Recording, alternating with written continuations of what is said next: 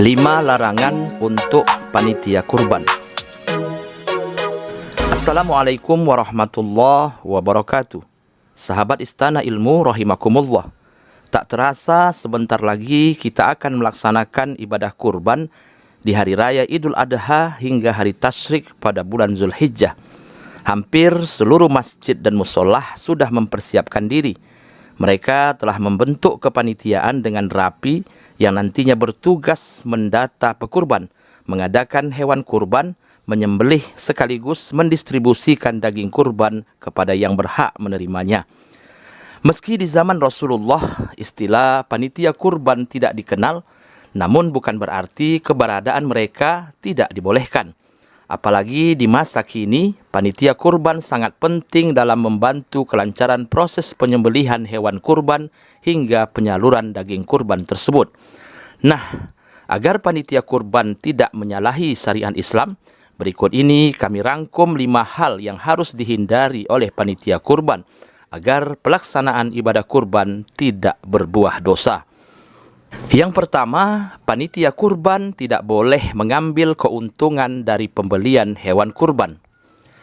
Di beberapa tempat ada panitia kurban yang sengaja mengambil keuntungan dari pembelian hewan kurban. Misalnya, harga satu lembu yang disepakati bersama pekurban adalah 12 juta rupiah. Namun pada saat pembelian, ada lembu yang harganya 11 juta, sehingga bersisa 1 juta rupiah. Tapi panitia tidak mengembalikan sisa tersebut kepada pekurban, melainkan dia ambil sendiri atau dia bagi-bagi dengan panitia lainnya. Tindakan semacam ini adalah perbuatan haram. Hal ini seakan-akan panitia adalah seorang pedagang yang sedang mengambil keuntungan. Padahal di antara prinsip dalam transaksi jual beli bahwa seseorang tidak diperbolehkan menjual barang yang tidak dia miliki, kecuali jika dia mendapatkan izin dari pemiliknya. Hakim bin Hizam radhiyallahu anhu pernah bercerita, "Aku pernah bertanya kepada Nabi sallallahu alaihi wasallam. Aku sampaikan kepada Rasul bahwa ada orang yang mendatangiku, memintaku untuk menyediakan barang yang tidak aku miliki. Maka bolehkah aku belikan barang itu di pasar, kemudian aku jual barang itu kepadanya?" Nabi SAW ketika itu menjawab, "La tabi' ma laisa indak." Janganlah kamu menjual barang yang tidak kamu miliki. Dalam riwayat lain, Hakim juga pernah mengatakan, "Nahani Rasulullah SAW an abi'a ma laisa indi." Bahwa Rasul SAW melarangku untuk menjual barang yang tidak aku miliki. Hadis riwayat Tirmizi. Ketika membawakan hadis ini, Imam Tirmizi menyatakan bahwa mayoritas ulama mengamalkan hadis ini. Mereka membenci seseorang menjual apa yang tidak dia miliki. Maka berdasarkan keterangan di atas, ketika panitia kurban menjual hewan kurban sebelum memilikinya, berarti dia telah melanggar hadis di atas. Yang kedua, panitia kurban tidak boleh mengambil upah berupa daging hewan kurban. Di beberapa tempat ada kita temukan bahwa panitia kurban mendapatkan bagian daging kurban yang lebih banyak dari kaum muslimin yang bukan panitia. Kelebihan itu sebagai bentuk upah karena sudah menjadi panitia kurban. Maka dalam hal ini, mengambil sebagian daging kurban untuk dijadikan upah panitia kurban tidaklah dibenarkan. Ali bin Abi Thalib radhiyallahu anhu ada menyebutkan bahwa Rasulullah sallallahu alaihi wasallam memerintahkanku untuk mengurusi unta-unta kurban beliau. Aku mensedekahkan daging, kulit dan jilalnya, yaitu kulit yang ditaruh pada punggung unta untuk melindungi dari dingin. Aku tidak memberikan sesuatu pun dari hasil sembelihan kurban kepada tukang jagal. Beliau bersabda, "Kami akan memberikan upah kepada tukang jagal dari uang kami sendiri." Nah, berdasarkan hadis tersebut sangat jelas bahwa upah bagi panitia kurban maupun bagi penyembelih hewan kurban tidak boleh diambil dari daging kurban bagian kaum muslimin. Jika panitia mau diupah, maka pekurban atau sahibul kurban haruslah menyediakannya sendiri, baik itu berbentuk uang maupun daging kurban yang memang sudah menjadi bagian dari yang berkurban, bukan diambil dari bagian kaum muslimin lainnya. Yang ketiga, panitia kurban tidak boleh mengambil bagian tertentu dari hewan kurban, baik untuk dijual maupun untuk dikonsumsi. Ketika hewan kurban telah disembelih, maka seluruh bagian tubuh dari hewan kurban tersebut harus segera dibagikan sebagai sedekah atau sebagai hadiah. Imam Nawawi menjelaskan bahwa tidak diperbolehkan bagi siapapun mengambil secara pribadi atau memperjualbelikan bagian tertentu dari daging kurban, seperti lemaknya, kulitnya, tanduknya, bulunya, dan lain sebagainya. Bagian daging kurban tersebut juga tidak boleh dijadikan sebagai upah untuk panitia kurban. Semuanya harus dibagi secara proporsional.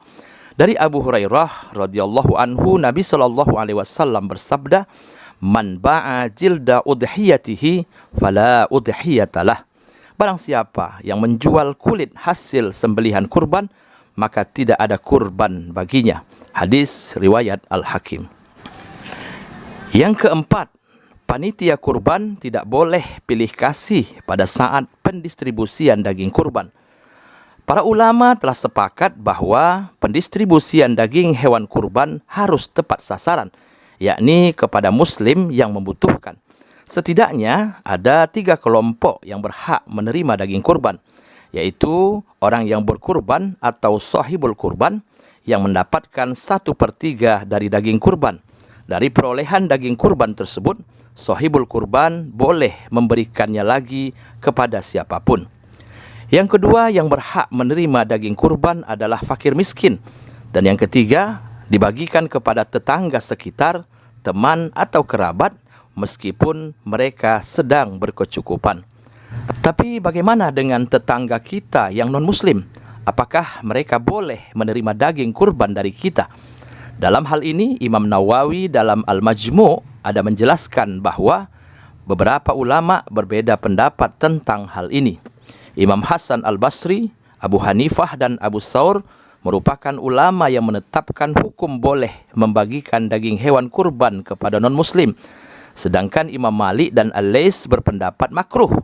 Sedangkan menurut ulama dari kalangan mazhab Syafi'i, memberikan daging kurban kepada non-muslim diperbolehkan selama kurbannya termasuk kurban sunnah, bukan kurban nazar. Maka berdasarkan penjelasan tersebut, panitia kurban harus jeli dan bersikap adil dalam pendistribusian daging kurban. Pembagian daging kurban harus dilakukan secara terukur, tepat sasaran, sesuai syariat, dan sesuai dengan panggilan kemanusiaan. Jangan sampai ada orang di sekitar tidak mendapatkan bagian daging kurban, padahal mereka saat itu sebenarnya sangat membutuhkannya.